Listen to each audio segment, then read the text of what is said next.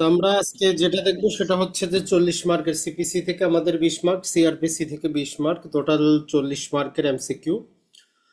তো আমরা যেটা বলছি যে শুধু প্রতিটা এমসিকিউ এমসিকিউ না, প্রতিটা এমসিকিউ একটার ভিতরে আপনার 5টা 10টা কিন্তু করে এমসিকিউ। যদি একটু এইভাবে একটু বোঝার চেষ্টা করেন বা পড়াশোনাটা করেন তাইলে কিন্তু পাশ করা কোনো আমাদের ব্যাপারই কিন্তু না। তো আমরা জাস্ট একটু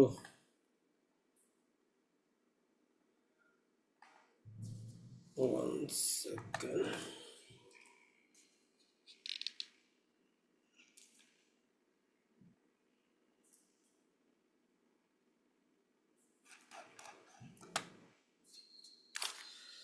তো আমরা একটু দেখার চেষ্টা করি। টোটাল প্রথমে দেখি আমরা সিপিসি অংশটা, যে সিপিসি অংশ থেকে আমাদের 20টা এমসিকিউ ছিল। তো আশা করা যায় যে 20টা এমসিকিউ থেকেই সরাসরি যদিও না আসে, ওই সেকশনগুলো থেকে মোটামুটি আপনার 14 থেকে 15টা কিন্তু কমন পাবেন। বাকি 5-6টা আসলে বলা যায় না, কারণ প্রশ্ন যে করবে তার মন মানসিকতার উপর নির্ভর করে।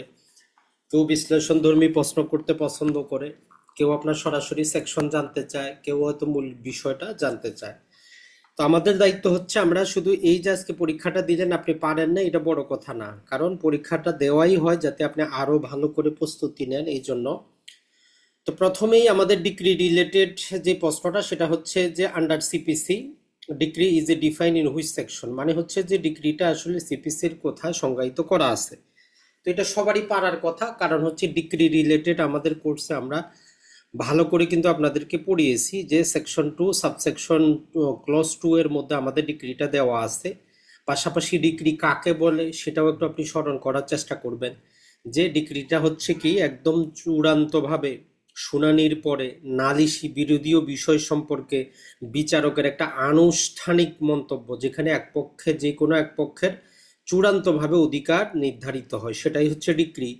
এরপরে দুইটা জিনিস ডিক্রির অন্তর্ভুক্ত হবে, দুইটা অন্তর্ভুক্ত হবে না, ওইটাও একটু মনে রাখবেন।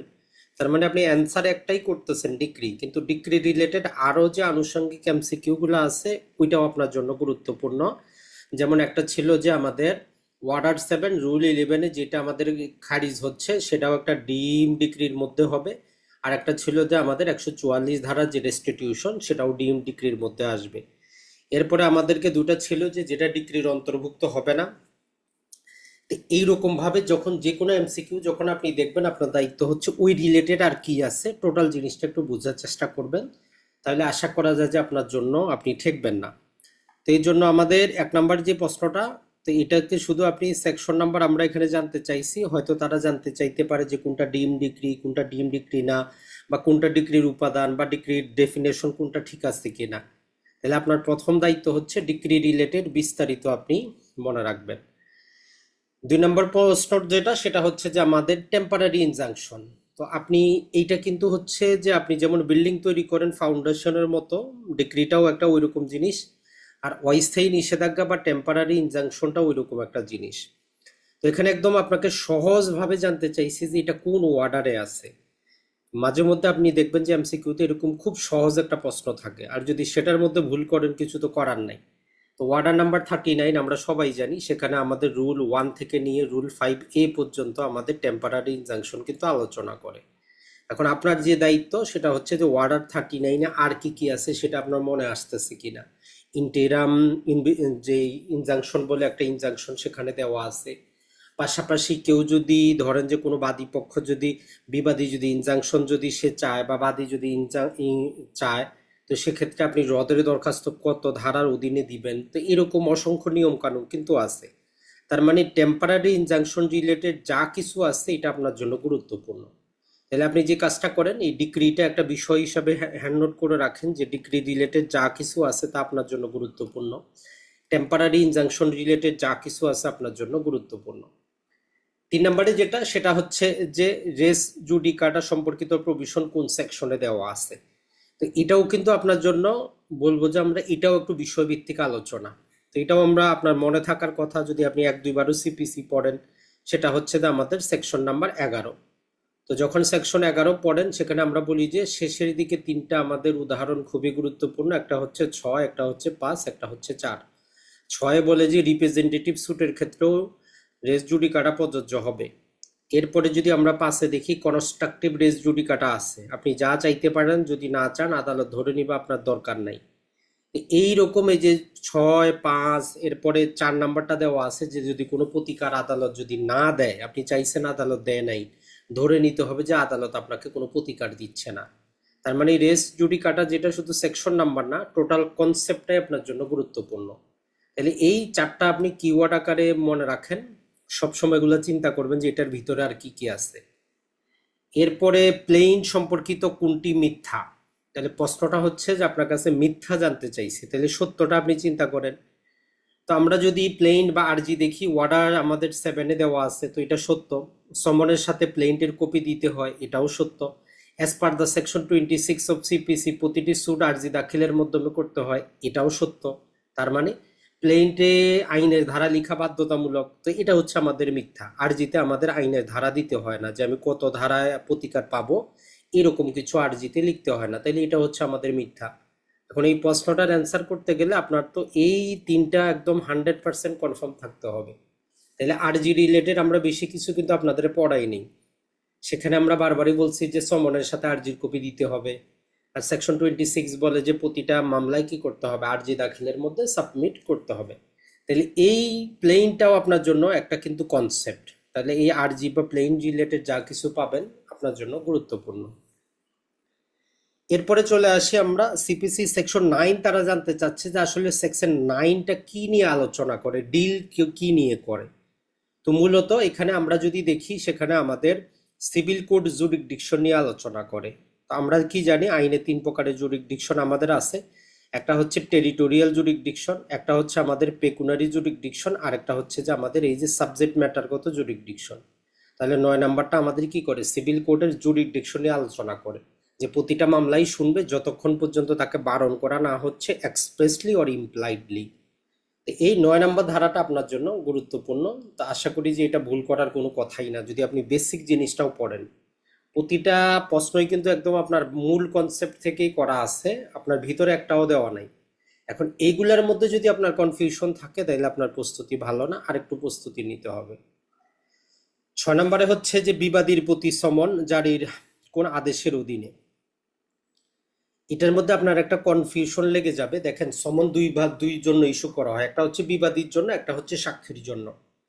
তো বিবাদীর জন্য আমরা কি জানি, অর্ডার 5-এর অধীনে হবে। আর যেটা আমাদের সাক্ষীরা আছে ওদের জন্য হবে অর্ডার 16-এর অধীনে। এই দুটাই মনে রাখবেন। যদি বিবাদী হয় আমাদের এই 5-এর অধীনে, আর যদি আমাদের সাক্ষী হয় 16-র অধীনে, এতটুকুই যথেষ্ট। এখন আপনি যদি রোমান হরফ না চিনেন, কিছু তো করার নাই, কারণ অর্ডারগুলো তো আমরা বারবারই আমাদের কোর্সে বলছি যে এটা আপনার এই রোমান সংখ্যা দিয়ে আপনারে দিবে। 7 নম্বর হচ্ছে সোলে ডিক্রির বিরুদ্ধে সংক্ষুব্ধ হলে প্রতিকারটা কি। এখন আপনি যদি সোলে ডিক্রি, আপোস decree, consent decree, compromise decree শব্দগুলা যদি না বুঝেন, কিছু তো করার নাই। তো 1 নম্বরে বলতেছে যে সেকশন 96-এর মোতাবেক আপিল, তো আমরা এর বিরুদ্ধে আপিল করতে পারবো না। 2 নম্বর 115 মোতাবেক রিভিশন, আমরা রিভিশনও করতে পারবো না। এরপরে যদি আমরা যেটা দেখি, সেটা হচ্ছে যে আমাদের সম্ভবত আমাদের একটু ভুল হচ্ছে, আমরা আপিল তো করতে পারবো না সোলে ডিক্রির বিরুদ্ধে, আমরা রিভিশন কিন্তু দায়ের করতে পারবো। তাহলে আমাদের প্রশ্নটা চাইছে কি, যে সোলে ডিক্রির বিরুদ্ধে সংক্ষুব্ধ হলে প্রতিকারটা কি। মানে আপনি সোলে ডিক্রি বা আপোসনামা আসছে, এখন আপনি চিন্তা করতেছেন আপনি এটাতে সম্মত না, আপনি এটার বিরুদ্ধে কি করতে পারবেন। আর এই দুইটা নিয়ে কনফিউশন কিন্তু সব সময় লাগে, আমাদের ক্লাসও আমরা পড়াইছি। একটা লাগবে আপনার এসআর অ্যাক্টের 9 ধারা, আর এই যে আমাদের সোলে ডিক্রি বা আপোস ডিক্রি নিয়ে। তো এই দুটাকে পাশাপাশি সবসময় রাখবেন, নাহলে কনফিউশনটা কিন্তু আপনার পরীক্ষা কেন্দ্রে লাগবেই, যে এটার মধ্যে আমি করবোটা কি। তো এই জন্য টেকনিকটা যেটা হচ্ছে, যে প্রথমে এসআর অ্যাক্টের 9টা মনে রাখবেন, যে এখানে আমরা আপিল করতে পারতেছি না। যেহেতু আপিল করতে পারতেছি না, আমরা সেখানে রিভিউ করতে পারতেছি না, শুধু করতে পারতেছি রিভিশনটা। কিন্তু যখন সোলে ডিক্রি আসবে, সোলে ডিক্রির বিরুদ্ধে আমরা আপিল করতে পারতেছি না, ঠিক আছে। তো ওই রকম ক্ষেত্রে ওইখানে বলা হচ্ছে যে রিভিশনও আমরা করতে পারবো না। ওটা আইনের মধ্যেই বলে দিছে যে রিভিশনও করা যাবে না। তাহলে করতে পারবো কি, সেখানে একটা সুযোগ দেওয়া আছে যে শুধু রিভিউ দায়ের করতে পারবো। তাহলে সোলে ডিক্রি বা আপোস ডিক্রির মধ্যে একটাই প্রতিকার, আমরা রিভিউ দায়ের করতে পারবো, এটা হচ্ছে সঠিক অ্যান্সার। আর সব সময় তাইলে এসআর একটা 9 ধারা আর এই এডিআর রিলেটেড যে জিনিসটা আছে একসাথে রাখবেন, যাতে আপনি ভুল না করেন। কনফিউশন হবেই হবে মাঝে মধ্যে, আপনি যদি 1 মাস যদি 10 দিন 20 দিন পড়াশোনায় না থাকেন, দেখবেন যে এটা কনফিউশন লাগবে যে করবেনটা কি। এরপরে আমরা যদি দেখি যে সরকারের বিরুদ্ধে মামলা করতে কত দিনের নোটিশ দেওয়া বাধ্যতামূলক, তো আমরা সিপিসির 80 সেকশনে জানি যে 2 মাসের একটা নোটিশ দিতে হয়। আর তামাদি আইনের 15 ধারায় আমরা কি জানি যে এই নোটিশ পিরিয়ডটা তামাদি আইন থেকে আমরা বাদ দিতে পারবো। তো আপনারা একসাথে যদি দুইটা মিলিয়ে পড়েন অন্য কোনো আইনের সাথে, তাইলে দেখবেন যে আপনার বেশি দিন মনে থাকবে। এরপরে order number 9 rule number 13A মোতাবেক একতরফা ডিক্রি রদের দরখাস্তের সাথে কত টাকা জমা করতে হয়, ওইটা অবশ্যই আপনাদের মনে থাকার কথা। কারণ 9 থেকে আমরা মাত্র 4টা রুলস আপনাদের পড়াইছি, একটা ছিল 9, একটা ছিল 9 এর A, একটা ছিল 13, আর একটা ছিল 13 এর A। এই 4টাই কিন্তু পড়াইছি, বাকিগুলো আমরা বাদ দিয়ে দিয়েছি। তো 9তে ছিল যদি মামলা খারিজ হয় সেটা করার জন্য ছিল আমাদের 9 দ্বারাই ফ্রিতে 30 দিনে, আর 9 এতে ছিল 1000 কস্টে। আর একতরফা ডিক্রি হইলে 13তে ছিল 30 দিনে আদালতকে সন্তুষ্ট করায়, আর 13 এতে ছিল 3000 টাকা কস্ট দিতে হবে, আর সেটা ছিল যে 30 দিনে একবারই করা যাবে। তাহলে সঠিক অ্যান্সার হবে আমাদের এই যে 3000 টাকা কস্ট দিতে হবে। তাহলে 9 নম্বর অর্ডারের ভিতরে ওই 4টা মনে রাখলেই যথেষ্ট, এর বাইরে আপনার প্রশ্ন যাবেই না। তাহলে এইটা একটু মনে রাখার চেষ্টা করবেন। 10 নম্বরে যেটা আসতেছে আমাদের সেটা হচ্ছে অস্থায়ী নিষেধাজ্ঞা আরোপ করা হলে বাদীর আইনজীবী হিসাবে কি প্রতিকার আশা করা যায়। নর্মালি দেখবেন এই ক্ষেত্রে প্রশ্নটা আপনার কাছে উল্টা মনে হইতে পারে যে আপনি মামলা করছেন, আপনি বাদী, এখন আপনি আবার কি প্রতিকার চাবেন। তো মাঝে মধ্যে যেটা হয়, আমরা যখন ওয়ার্ডার 39 রুল 1-2 পড়বো, সেখানে বলে যে অস্থায়ী নিষেধাজ্ঞাটা আদালত নিজে থেকেও দিতে পারে, সো মোটো হয়ে দিতে পারে, কোনো পক্ষ আবেদন করা লাগে না, মানে আদালতও কিন্তু দিতে পারে। তো এই রকম প্রশ্নটার ক্ষেত্রে আপনি অস্থায়ী নিষেধাজ্ঞার আবেদন করছেন, আদালত মঞ্জুর করলে বিবাদীর প্রশ্নটা আসতো, কিন্তু প্রশ্ন বলতেছে যে বাদীর আইনজীবী হিসাবে আপনি কি প্রতিকার আশা করবেন। কথাটা হচ্ছে যে আমরা ধরে নিলাম এখানে আদালত নিজে থেকে নিজে ইনজাংশন দিয়ে দিয়েছে, এখন আপনার মনে হচ্ছে ইনজাংশনটা সরানো দরকার, তাহলে আপনি কি করবেন আদালতের ওই আদেশের বিরুদ্ধে। রিভিশন কথাটা হচ্ছে যে না, আমরা রিভিশন করব না, আমাদেরকে ওই যে ওয়ার্ডার 39-এর মধ্যে আমাদের রুল 4 আছে একটা, সেটা আমাদেরকে কি বলে, আপনি সেট এসাইটের একটা দরখাস্ত দিতে পারবেন, মানে যেই আদালত ইনজাংশনটা দিচ্ছে ওই আদালতে একটা দরখাস্ত দিতে পারবেন যে ইনজাংশনটা কি করা হোক, সরানো হোক, রদ করা হোক, পরিবর্তন করা হোক। তাহলে ওইখানে আমরা কি করব, রদের দরখাস্ত আমরা দিব। এইটা জাস্ট মনে রাখবো, এটা আমাদের ওয়ার্ডার 39-এর মধ্যেই দেওয়া আছে যে ইনজাংশন যদি দেওয়া হয় তাহলে এটা আমরা ভেকেট করার অ্যাপ্লিকেশন দিতে পারবো। এরপরে 11 নম্বর যেটা, সেটা হচ্ছে যে রিভিউ পিটিশন লাইস আন্ডার, মানে রিভিউর আবেদন আসলে কত ধারার অধীনে হয়। এখানে আমাদের দেখেন যে প্রথম নাম্বারে 114 নম্বর সেকশন এবং ওয়ার্ডার নাম্বারটা আমাদের রোমান হরফে কিন্তু দেওয়া আছে। তো আপনাদের আমরা বারবারই বলি যে রোমান হরফগুলো একটু কষ্ট করে দেখার চেষ্টা করবেন, বেশি কিন্তু না, মাত্র 5টা যদি আপনি শিখেন টোটালটা শিখা হয়ে যায়। তো এটার মধ্যে আমাদের 47 নাম্বার যেই ওয়ার্ডার এবং সেকশন নাম্বার 114 আলোচনা করে আমাদের রিভিউ, তো এটা হচ্ছে আমাদের সঠিক অ্যান্সার। 12 নম্বর যেটা, সেটা হচ্ছে যে আমাদের দেওয়ানি আদালত ন্যায় বিচারের সাথে যে আদেশ প্রদান করে তার আইনগত ভিত্তিটা কি। কারণ অনেক ক্ষেত্রে আদালতের মধ্যে যদি সরাসরি আইন না থাকে, আমরা কি জানি 151 ধারার অধীনে দেওয়ানি আদালত তার ইনহেরেন্ট ক্ষমতা প্রয়োগ করে ন্যায় বিচারের সাথে যে কোনো আদেশ দেয়। তাহলে প্রশ্নটা কি হচ্ছে, অ্যান্সারটা আমাদের হবে 151 ধারার অধীনে। তার মানে আপনি জাস্ট মূল জিনিসটা যদি আপনার মনে থাকে তাহলে আপনি কিন্তু অ্যান্সার করতে পারবেন। এরপরে মিস জয়েন্ডার এবং নন জয়েন্ডার, তো এই শব্দটা আসলে আপনার মাথায় আসার কথা, কারণ ওয়ার্ডার 1 থেকে আমরা মাত্র 4টা রুলস আপনাদের পড়াইছি, তার মধ্যে এইটা একটা কিন্তু ছিল। 8 নম্বরে ছিল রিপ্রেজেন্টেটিভ ছুট, 9 নম্বরে ছিল মিস জয়েন্ডার নন জয়েন্ডার, 10 নম্বরে ছিল বাদী বিবাদী যুক্ত করা, আর সম্ভবত 12তে ছিল যে একাধিক ব্যক্তির পক্ষে একজন মামলা পরিচালনা করা। তো এখানে আপনার একদম রুলগুলাও চায় নাই, শুধু আদেশটা চাইছে। তো আদেশটা তো আশা করি যে কারো ভুল হওয়ার কথা না। ওয়ার্ডার নাম্বার 1 থেকে আমরা পাবো যে মিস জয়েন্ডার এবং নন জয়েন্ডার অফ পার্টি কোথায় দেওয়া আছে, তো ওয়ার্ডার নাম্বার 1-এ দেওয়া আছে। এরপর আমরা চলে আসি 14 নম্বরে, জাজমেন্ট অ্যান্ড ডিক্রি সম্পর্কিত বিধান আলোচনা করে নিচের কোন আদেশটা। এটার মতো সহজ আশা করি যে কোনো প্রশ্নই হইতে পারে না, কিন্তু সমস্যা হচ্ছে রোমান হরফ না শিখলে আপনার জন্য এটা খুবই কঠিন। তো আমাদের এই যে 20 নাম্বারটা হচ্ছে সঠিক অ্যান্সার, যেখানে আমরা কি করি, যে শুনানি শেষ হইলে 7 দিনের মধ্যে জাজমেন্টের 7 দিন পরে ডিক্রি প্রদান করবে প্রকাশ্য আদালতে। 15 নম্বর ডিক্রি জারি দরখাস্ত কত দিনে দিলে দায়িককে নোটিশ দিতে হয় না। তো এটা আমরা ওয়ার্ডার নাম্বার 21 রুল নাম্বার 22 থেকে প্রশ্নটা করা আছে। সেখানে হচ্ছে আপনি যদি 2 বছরের মধ্যে যদি অ্যাপ্লিকেশন করেন তাইলে কি করতে হবে না, জাজমেন্ট ডেটারকে কোনো নোটিশ দেওয়ার আপনার দরকার নাই। আর এই রিলেটেড একটু পড়ে নেবেন যে 3টা ক্ষেত্রে আমাদেরকে নোটিশ দিতে হয়। একটা হচ্ছে কি যদি 2 বছরের পরে করেন, আর একটা হচ্ছে যদি তার লিগ্যাল রিপ্রেজেন্টেটিভের বিরুদ্ধে আমরা জাজমেন্টটা যে ডিক্রিটাকে এক্সিকিউশন করতে চাই, আর একটা হচ্ছে যদি রেসিপ্রোকাল ডিক্রি হয়। রেসিপ্রোকাল ডিক্রি মানে যেটা ধরেন যে আমাদের পার্শ্ববর্তী দেশগুলা থেকে আসে, ভারত, পাকিস্তান অথবা বিশ্বের যে কোনো দেশ থেকে যদি কোনো ডিক্রি বাংলাদেশে এক্সিকিউশন করার জন্য আসে, ওগুলাকে বলে যে রেসিপ্রোকাল ডিক্রি। ওই রেসিপ্রোকাল ডিক্রি হইলে তখন নোটিশ দিতে হবে। তাহলে 2 বছরের আগে হইলে সাধারণ নিয়ম হচ্ছে নোটিশ দিতে হবে না, আর বিশেষ নিয়ম হচ্ছে 3টা ক্ষেত্রে নোটিশ দেওয়া বাধ্যতামূলক। 2 বছরের পরে হইলে, এলআর এর বিরুদ্ধে কার্যকর করলে, আর রেসিপ্রোকাল ডিক্রি হইলে। এই 3টাও একসাথে মনে রাখবেন, এটাই গুরুত্বপূর্ণ। এরপরে যেটা আসি যে টেম্পোরারি ইনজাংশনের জন্য আদালতে কি দায়ের করতে হয় আমাদেরকে। আপনি মোকদ্দমা দায়ের করবেন, দরখাস্ত করবেন, পিটিশন করবেন, মিস আপিল করবেন। তো এই প্রশ্নের অ্যান্সার দিতে গেলে আপনার বেসিকটা ঠিক থাকতে হবে। নর্মালি এই যে টেম্পোরারি ইনজাংশন, এটা কোনো মামলা না, এটা যে কোনো মামলার সাথে এটা সাপ্লিমেন্টারি হিসাবে আমরা ব্যবহার করি। আপনি সেটা এখন যে কোনো প্রকারের মামলা হইতে পারে। তাই টেম্পোরারি ইনজাংশনের জন্য আমাদেরকে অ্যাপ্লিকেশন দিতে হয়, দরখাস্ত দিতে হয়। আর এখানে যদি পার্মানেন্ট ইনজাংশন থাকতো তাহলে তার জন্য আমরা মোকদ্দমা দায়ের করতাম সুনির্দিষ্ট প্রতিকার আইনের অধীনে। তাহলে যে কোনো টেম্পোরারি ইনজাংশনের জন্য কোনো মামলা দায়ের করা যায় না, এটা হচ্ছে মূল মামলার সাথে একটা সাপ্লিমেন্টারি প্রতিকার। এরপরে রিটার্ন অফ প্লেন্ট মানে আরজি ফেরত রিলেটেড ওয়ার্ডার কোনটা, এটা টোটাল জিনিসটা আপনার দেওয়া আছে।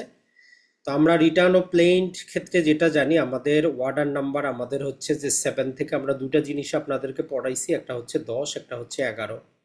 তো 10-এর অধীনে কি হয়, ফেরত হয়। আর 11-এর অধীনে কি হয়, খারিজ হয়।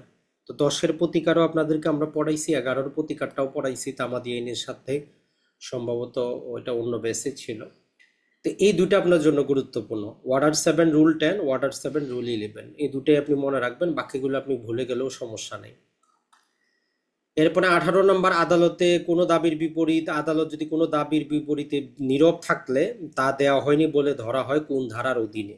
যেটা অলরেডি কিন্তু আমরা আপনাদেরকে বলছি যে সিপিসির 11-র মধ্যে যে আমাদের একটা ব্যাখ্যা দেওয়া আছে, 4 নম্বর ব্যাখ্যায় কিন্তু ওই কথাটা বলা আছে যে যখন কোনো দাবি আদালত নীরব থাকবে ধরে নিতে হবে আপনার কোনো প্রতিকার দেয় নাই। তাহলে সঠিক অ্যান্সার হবে আপনার সেকশন 11।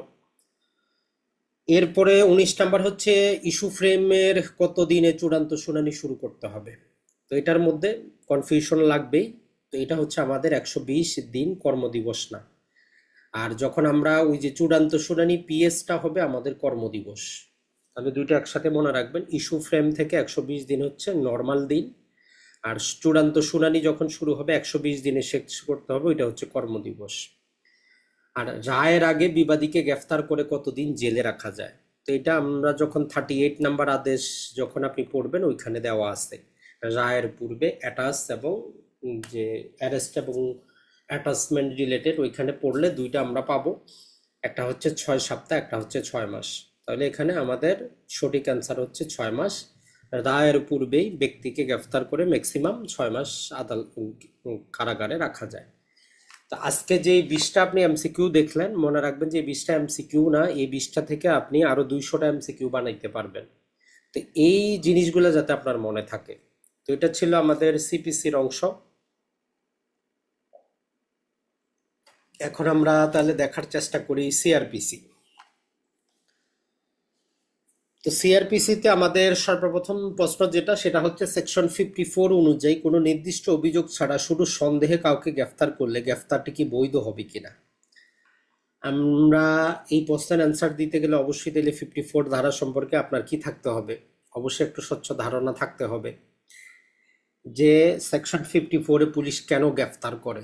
তো এখানে যদি হ্যাঁ আছে, না আছে, তারপরে হ্যাঁ যদি আইডি কার্ড থাকে, সেকশন 54-এ গ্রেফতার হয় না। এখন আপনি যদি সেকশন 54টা কিছু একটু পড়েন তাইলে আপনি অবশ্যই অবশ্যই কি পারবেন, অ্যান্সারটা করতে পারবেন যে আসলে গ্রেফতারটি আমাদের কি হবে না, নর্মালি বৈধ হবে না, তবে যুক্তিসঙ্গত সন্দেহ দেখাতে হবে অবশ্যই। আমরা বারবার দেখেছি সেখানে পূর্বে আমাদের 9টা কারণ ছিল, ওইটাকে ভেঙে 11টা কারণ করা হয়েছে। ওইখানের মধ্যে একটা কারণের মধ্যে বলা আছে আমাদের যে যদি সেখানে কি হয় যে আসামি পালিয়ে যাবে, যুক্তিসঙ্গত কারণ থাকে, পাওয়া যাবে না, তো এইরকম কারণ থাকলে তারে গ্রেফতার করা যাবে, নাইলে তারে নর্মালি 54 ধারায় কিন্তু গ্রেফতার করাটা যাবে না। তো এই 11টা কারণ যদি আপনার মনে থাকে, যেটা পূর্বে 9টা ছিল, বিশ্লেষণটা যদি আপনি একটু মনে করতে পারেন, তাহলে আপনি এই বিটা হবে আপনার সঠিক অ্যান্সার, এটা আপনি দিতে পারবেন, নাইলে কিন্তু সম্ভব না। এরপরে 2 নাম্বারটা ধরেন যে ম্যাজিস্ট্রেট দেওয়ার পর ড্যাশ দেওয়া আছে, বার কাউন্সিলের প্রশ্নের যে ধারাটা চেঞ্জও হইতে পারে, আপনার শূন্যস্থান পূরণ করার জন্য দিয়ে দিচ্ছে যে 164 ধারা স্বীকারোক্তি নিতে পারেন, মানে কোন প্রকারের ম্যাজিস্ট্রেট নিতে পারেন। তো এটা আমরা সবাই জানি। তো এখানে বলতেছে প্রথম শ্রেণী, দ্বিতীয় শ্রেণী বিশেষ ক্ষমতাপ্রাপ্ত আমলি আদালতের যে কোনো ম্যাজিস্ট্রেট এ এবং বি।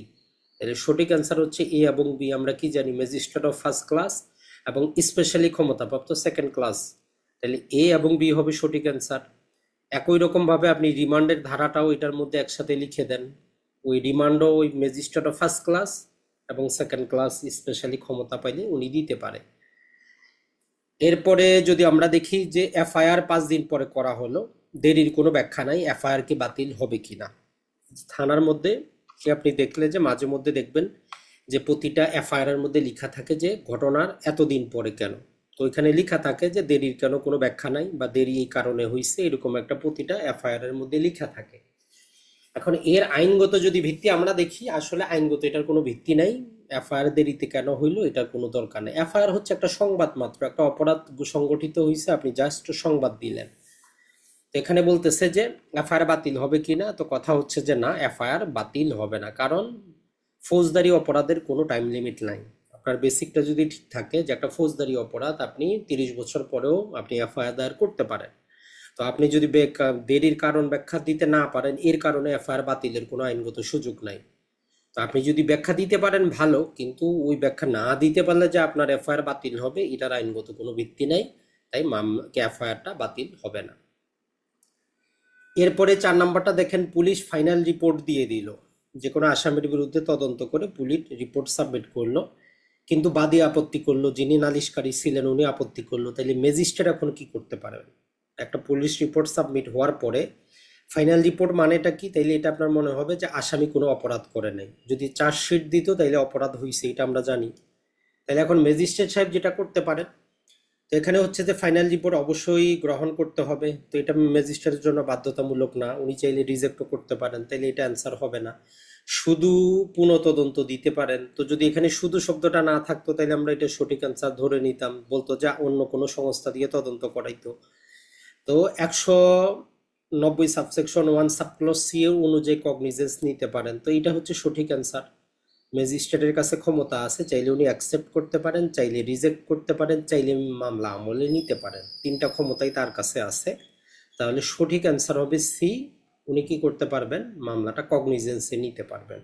যদিও পুলিশ বলছে যে কোনো অপরাধ করে নাই, কিন্তু ম্যাজিস্ট্রেট বলতে পারে যে না, আমি আমলে নিলাম। নেওয়ার পরে উনি তদন্ত করাইতে পারেন, আবার মন চাইলে অন্য কোনো সংস্থা দিয়ে ইনভেস্টিগেশনও করাইতে পারেন, সেটা তার ক্ষমতা। এরপরে সাক্ষী 161 দ্বারা জবানবন্দি সই করতে অস্বীকার করলো, ফলাফলটা কি? তো আমরা সবাই জানি যে পুলিশের কাছে যে সাক্ষ্যগুলা দেওয়া হয় এগুলাতে স্বাক্ষর করার কোনো দরকার নাই। তাহলে এখানে কি হবে না, কোনো প্রকার ইফেক্ট ঘটবে না, তাহলে এখানে কোনো সমস্যা নেই, কারণ পুলিশের কাছে যে বক্তব্য দেওয়া হয় এটাতে স্বাক্ষর করার প্রয়োজন কিন্তু হয় না। এরপরে পুলিশ একটি বেইলেবল অফেন্সে ওয়ারেন্ট ছাড়াই গ্রেফতার করলো, তো পুলিশ কি কাজটা কি ঠিক করলো কিনা? একটা বেইলেবল অফেন্সে কোনো ওয়ারেন্ট নাই, পুলিশ গ্রেফতার করলো। তো এখন এইটার মধ্যে দেখেন যে নানা প্রকার আমাদের প্রশ্নটা আসতে পারে। আমরা কি জানি, কগনিজেবল অফেন্স জানি, বেইলেবল নন বেইলেবলের জন্য পুলিশের কোনো কিছু আসে যায় না। পুলিশ কগনিজেবল হইলে পুলিশ গ্রেফতার করতে পারবে ওয়ারেন্ট ছাড়া, কিন্তু এখানে প্রশ্নটা হচ্ছে বেইলেবল অফেন্স। আমাদের মূল আমরা থিওরি পড়ে আসছে কি, যদি কগনিজেবল হয় পুলিশ গ্রেফতার করতে পারবে, আর যদি কগনিজেবল যদি না হয় পুলিশ গ্রেফতার করতে পারবে না। এখন এখানে যেটা বলছে যে পুলিশ একটি বেইলেবল অফেন্সে ওয়ারেন্ট ছাড়াই গ্রেফতার করলো, এটা বৈধ কিনা। এর সরাসরি যদি আপনি যদি অ্যান্সারটা করেন, এটার মধ্যে আপনারা আরো কিছু যেটা জিনিস বুঝতে হবে, যে একটা হচ্ছে ডিটেনশন মানে আটক, একটা হচ্ছে অ্যারেস্ট মানে গ্রেফতার। ডিটেনশন মানে হচ্ছে আপনাকে সামান্য সময়ের জন্য পুলিশ নিয়ে আসছে, জিজ্ঞাসাবাদ করে আপনাকে ছেড়ে দিল, ওইটা গ্রেফতার না। এখন পুলিশ যে কি করলো, এখানে একটা গ্রেফতার করলো, ম্যাক্সিমামই যেটা হয় বেইলেবল যে অফেন্স গুলো আছে 100-র মধ্যে 90%ই হচ্ছে নন কগনিজেবল। তো যদিও এখানে সরাসরি তো আমাদের নন কগনিজেবল শব্দটা বলা নাই, তার মানে পুলিশ যে এটা করলো এটা বৈধ হবে না, এটা অবৈধ হবে। তাহলে সঠিক প্রশ্নটা কি হইতো, যদি পুলিশ কোনো নন কগনিজেবল মামলায় আদালতের ওয়ারেন্ট ছাড়াই গ্রেফতার করে, গ্রেফতারটা বৈধ হবে কিনা, এটা হওয়ার দরকার ছিল সঠিক প্রশ্ন। কিন্তু প্রশ্নটা আমাদেরকে একটু ঘুরিয়ে করছে, আর আমরা জানি 95% বেইলেবল মামলাই হচ্ছে নন কগনিজেবল। তার মানে পুলিশ যে কাজটা করছে এটা অবৈধ।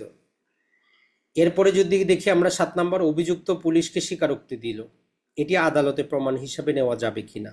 তা আমরা সাক্ষ্য আইনে পড়ছি, সাক্ষ্য আইনে আমরা জানি পুলিশের কাছে যাই কিছু বলেন ওটা কোনোভাবেই প্রাসঙ্গিক হবে না। তার মানে হচ্ছে যে এটা যাবে না, পুলিশের কাছে আপনি যাই কিছু বলেন এটা অ্যাজ এ এভিডেন্স হিসেবে নেওয়া যাবে না। এরপরে 8 নম্বরে যেটা, সেটা হচ্ছে যে ম্যাজিস্ট্রেট চার্জ ফ্রেম করেন কত ধারায়। তো এটার মধ্যে যদি আমরা দেখার চেষ্টা করি, আমরা ম্যাজিস্ট্রেট আদালতের যে ট্রায়াল পদ্ধতিটা আমরা টোটালটা আপনাদেরকে পড়াইছি, তো আপনাদের দায়িত্ব হচ্ছে টোটালটা সিকুয়েন্সলি আপনি পড়বেন, যে আমরা 241 এর অনুযায়ী কি করা হচ্ছে, তার বিরুদ্ধে চার্জটা ফ্রেম আমরা করতেছি, অথবা ম্যাজিস্ট্রেট সাহেব সেখানে আমরা কি করে 241 এর অনুযায়ী উনি একটা শুনানি করেন, হয় উনি কি করেন ওই ধারার অধীনে ডিসচার্জ দিয়ে দেন সবার কথাবার্তা শুনে, আর যদি মনে করেন যে অপরাধের অস্তিত্ব আছে তখন উনি অগ্রসর হন 242-এর অধীনে উনি চার্জটা ফ্রেম করেন। তাহলে সঠিক অ্যান্সার যেটা হবে আমাদের এ, যে 242-এর অধীনে চার্জ ফ্রেম করা হয় আর 241-এর এ অনুযায়ী অব্যাহতি দেওয়া হয়। এই দুটো একটু মনে রাখবেন। আর এই কাজটাই যখন দায়রার মধ্যে আমাদের যাবে তখন আমরা 265-র ডি পাবো, যে ডি ধারা অনুযায়ী কি করেন দায়রা আদালত চার্জটা ফ্রেম করেন। এরপরে যদি আমরা দেখার চেষ্টা করি, ম্যাজিস্ট্রেট যদি একুইট বা খালাস দেন আদেশের বিরুদ্ধে, আমরা আপিল দিয়ে যাব কোন আদালতে। ম্যাজিস্ট্রেট যদি খালাস দেন, খালাসের বিরুদ্ধে আমরা আপিলে যাব কোন আদালতে। এখানে কিন্তু আপনারা বলা নাই যে ম্যাজিস্ট্রেট অফ ফার্স্ট ক্লাস না সেকেন্ড ক্লাস, কিছুই কিন্তু বলা নাই। তো যাই হোক, এর সঠিক অ্যান্সার যেটা হবে সেটা হচ্ছে যে আমরা সেশন জজ আদালতে কি করব, আমরা এর আপিলটা দায়ের করব। তো এটা হচ্ছে আমাদের সঠিক অ্যান্সার। এরপরে যদি কোনো এক্সিকিউটিভ ম্যাজিস্ট্রেট 164 ধারায় স্বীকারোক্তি রেকর্ড করে, এটা আইনের কাছে গ্রহণযোগ্য হবে কিনা, কথাটা হচ্ছে যে না, হবে না। কারণ আমরা সবাই জানি ম্যাজিস্ট্রেট অফ ফার্স্ট ক্লাস অথবা স্পেশালি ক্ষমতাপ্রাপ্ত সেকেন্ড ক্লাস জুডিশিয়াল ম্যাজিস্ট্রেট হইতে হবে। এক্সিকিউটিভ ম্যাজিস্ট্রেট কি করতে পারে না, কোনো প্রকার জবানবন্দি রেকর্ড করতে পারে না। এরপরে প্রোক্লেমেশন বা হুলিয়া জারি রিলেটেড ধারা কোনটা। তো এটা আমরা জানি আমাদের সঠিক অ্যান্সার হচ্ছে, নর্মালি যদি দেখি এখানে সঠিক অ্যান্সারই দেওয়া নাই, মাঝে মধ্যে বার কাউন্সিলে একটা দুইটা প্রশ্ন দেখবেন অ্যান্সারই দেওয়া নেই, তো আপনার কিছু করার নাই, এটা আপনি স্কিপ করবেন, বাদ দিয়ে দিবেন। কারণ সঠিক অ্যান্সার না থাকলে আপনি মাইনাস করে লাভ নাই। তো নর্মালি হচ্ছে 87-এ হুলিয়া জারি করা হয় আসামিকে 30 দিনের সময় দিয়ে, যে 30 দিনের মধ্যে আসেন আপনি। যদি না আসে আমরা কি জানি 88-তে তার সম্পত্তি অ্যাটাচ করা হয়, 89-তে হচ্ছে যে যখন সে 2 বছরে ফেরত আসলে তার সম্পত্তি তারে দিয়ে দেওয়া হয়। তো এই প্রশ্নে আমাদের সঠিক অ্যান্সারই কিন্তু দেওয়া নাই। 12 নম্বরে, অভিযুক্ত আদালতে উপস্থিত কিন্তু কোনো প্রশ্নের উত্তর দিচ্ছে না, আদালত কি তার নীরবতা থেকে বিরূপ আচ করতে পারবে কিনা। এটা যখন সিপিসিতে আমরা যখন পড়তেছি কিভাবে আদালত করবে, তো সেই রকম সেই ভিতর থেকে কিন্তু প্রশ্নটা করা, কথা হচ্ছে যে না, যদি আসামি প্রশ্নের উত্তর না দেয় এইটার উপর ভিত্তি করে বিচারক কোনো প্রিজাম্পশনে যাইতে পারবে না যে আসামি অপরাধী না, এইসব কিছুই সে যদি উত্তর নাও দেয় তার মানে কোনো প্রকার ভাবে কোনো কনক্লুশনে যাওয়া যাবে না যে যেহেতু সে অ্যান্সার দিচ্ছে না তার মানে সে অপরাধী, এইরকম প্রিজাম্পশন, এই প্রকার কোনো কনক্লুশনে বিচারক যাইতে পারে না। তাহলে বি হচ্ছে আমাদের সঠিক অ্যান্সার, যে যাইতে পারবে না, মানে তার প্রতি একটা খারাপ অথবা সে অপরাধী এরকম কোনো প্রকার অ্যাজাম্পশন তৈরি করা যাবে না। 13 নম্বরে, ম্যাজিস্ট্রেট আইআইআর, আমরা আমাদের কোর্সে কিন্তু এটা পড়াইছি মাঝে মধ্যে, এটা আপনারে দিবে। এটার মানেটা কি, এটা মানে হচ্ছে যে আমাদের ইন্টেরাম ইনভেস্টিগেশন রিপোর্ট, যেটা 173-এর এর মধ্যে নতুনভাবে সংযুক্ত করা হয়েছে, অন্তর্বর্তীকালীন তদন্ত রিপোর্ট। তো এই মোতাবেক আসামিকে যদি ডিসচার্জ দিয়ে দেয়, তাহলে এখন প্রতিকারটা কি?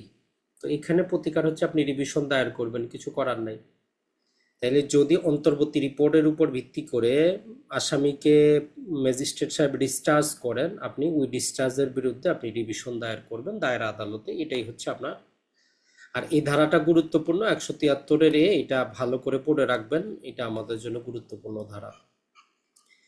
এরপরে রিমান্ডের সর্বোচ্চ একবারে কতদিন দেওয়া যেতে পারে? তো এটা আমরা সবাই জানি, ভুল করার কারোই কথা না, 15 দিন পর্যন্ত দেওয়া যায়। তো আপনি ওই অথরিটিটা মনে রাখবেন যে ফার্স্ট ক্লাস এবং স্পেশালি ক্ষমতাপ্রাপ্ত সেকেন্ড ক্লাস দিতে পারে। আর থার্ড ক্লাস কখনোই দিতে পারবে না, আর এক্সিকিউটিভ ম্যাজিস্ট্রেটও কখনোই দিতে পারবে না। ওইটাও ছাইটে প্রয়োজনে একটু লিখে রাখবেন যে থার্ড ক্লাস কখনোই দিতে পারবে না, আর এক্সিকিউটিভ ম্যাজিস্ট্রেটও কখনো কোনো রিমান্ড মঞ্জুর করতে পারবে না। 15 নম্বরে চার্জ ফ্রেম করা হওয়ার পরেও পুলিশ আরও তদন্ত করতে চায়, এটা সম্ভব কিনা? তাহলে এখানে শব্দটা কি, চার্জ ফ্রেম হওয়ার পরেও পুলিশ আরও তদন্ত করতে চায়, এটা সম্ভব কিনা? তো নর্মালি আপনি কোনো সেকশনের মধ্যে এরকম প্রশ্ন কিন্তু পাবেন না। কিন্তু এইটা যদি আপনি ওই যে 344টা একটু বিশ্লেষণ করেন, ওইখানে এক প্রকারের রিমান্ড আমরা পড়ছি, কিন্তু পুলিশি রিমান্ড না। ওইখানে রিমান্ড হচ্ছে যখন তথ্য উপাত্ত না থাকে, তখন আদালত ওইখানে একটা বিরতি দিতে পারে, আসামিরে জুডিশিয়াল রিমান্ডে পাঠায় দেয়, মানে জেলখানায় পাঠায়। তার মানে অবশ্যই সম্ভব। এই 344-এর গভীর বিশ্লেষণ হচ্ছে যে পুলিশ কি করতে পারবে, এই আবার অধিকতর তদন্ত করতে পারবে, তাতে কোনো সমস্যা কিন্তু নাই। এরপরে যদি আমরা দেখি যে একই ঘটনায় দুটা এফআইআর যদি হয়, কোনটা গ্রহণযোগ্য হবে? তো নর্মালি এখানে আমরা যেটা বাংলাদেশে আইনের মধ্যে উল্লেখ করা নাই, কিছু আদালতের রায় আছে, মাঝে মধ্যে এরকমও কিছু প্রশ্ন হয়। তো দেখেন, এক নম্বরে আপনারা বুঝতে হবে যে এফআইআরটা আসলে শুধু অপরাধের সংবাদ বা অভিযোগকারীর অভিযোগ। এফআইআর এর নর্মালি বাংলাদেশে যেভাবে এফআইআরটাকে একদম 100% রূপে দেখা হয়, এফআইআর হচ্ছে জাস্ট একটা অপরাধের সংবাদ। এটা প্রথমে দিল কে শেষে দিল, এটাতে কিছু আসে যায় না। পুলিশ তদন্ত করে বের করবে মূল ঘটনা কি। তো এই জন্য যদি কোনো দ্বিতীয় কোনো এফআইআর হয়, বাংলাদেশে ওরকম নিয়ম নাই, সেটা হচ্ছে যে সেকেন্ড এফআইআর অথবা ক্রস এফআইআর হয়। মানে আমার বিরুদ্ধে আপনি এফআইআর দায়ের করছেন যে আমি এসে আপনাকে মারছি, আপনি যে ক্রস করতেছেন যে না উনি এসে আমারে মারছে। তো বাংলাদেশে নর্মালি এরকম সেকেন্ড এফআইআর, যেটা পুলিশ তো নর্মালি গ্রহণ করে না, তবে কথা হচ্ছে যে করা যায়, আদালতের রায় আছে, করা যায়।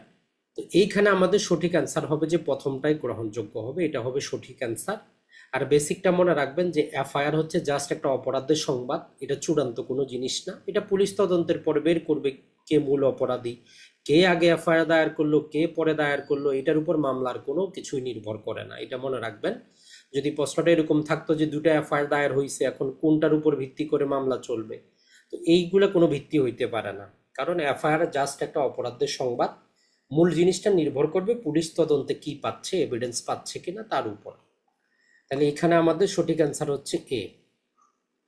এরপরে 17 নম্বর হচ্ছে, আসামি আপনার নিকট এফআইআর বাতিলের পরামর্শ চাইলে আপনি কি পরামর্শ দিবেন?